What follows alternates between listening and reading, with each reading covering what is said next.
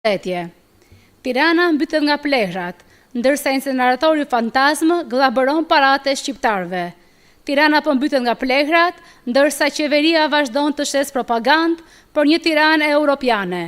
Ky është realiteti i pushtetit që ka dështuar edhe në shërbimin më elementar, të mbajë pastër kryeqytetin. Kazantët e mbushur, mbetjet e hedhura në rrugët trotuare, plehra pranë banesave dhe një situatë që rëndon çdo ditë mbi jetën dhe shëndetin e qytetarëve. Por skandali bëhet edhe më i rënd, kur përballë këtij realiteti kujtojmë inceneratorin Fantazmë të Tiranës, një projekt që nuk u ndërtua, por që prej vitesh vazhdon të jetë simbol i mënyrës se si paratë publike mund të gllabërohen pa u dhënë qytetarëve shërbimin për të cilin paguajnë. Miliona euro janë derdhur nga buxheti i shtetit për një incenerator që nuk ekziston, ndërsa plehrat ekzistojnë kudo në rrugët e Tiranës. Ky është absurdi i kësaj qeverisjeje. Inceneratori nuk është, por pagesat janë. Fabrika nuk është, por faturat janë. Shërbimi mungon, por taksat paguhen. Plehrat janë në rrugë, ndërsa parat janë zhdukur.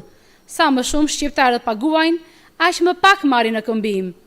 Kjo nuk është thjesht pa aftësi administrative, është një model i qeverisjes ku qytetarit i kërkohet të paguajë gjithmonë më shumë, ndërsa çdo ditë dështimi i mungon përgjegjësia. Si mund të justifikohet qytetarët e Tiranës të përballen me kazantet e mbushur, kur për menaxhimin e mbetjeve janë shpenzuar shumë të jashtëzakonshme nga paratë publike? Kush përgjigjet për këto miliona? Kush kontrollon kontratat? Kush kontrollon pagesat? Dhe mbi të gjitha, pse shqiptarët duhet të vazhdojnë të paguajnë për një incenerator Fantazmë, ndërkohë që Tirana mbytet nga plehrat? Qeveria duhet të ndalojë menjëherë propagandën dhe të japë llogari për çdo qindark të taksa paguesve.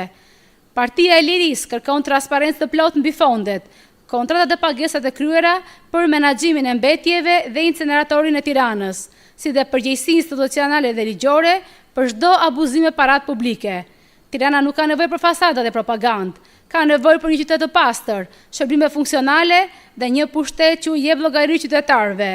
Sot, pamja e Tiranës është fytyra e këtij dështimi. Plehrat në rrugë, miliona në kontrata dhe një incenerator Fantazmë që vazhdon të gllabërojë paratë e shqiptarëve. Kjo nuk mund të quhet qeverisje, është abuzim me qytetarin dhe me taksat e tij.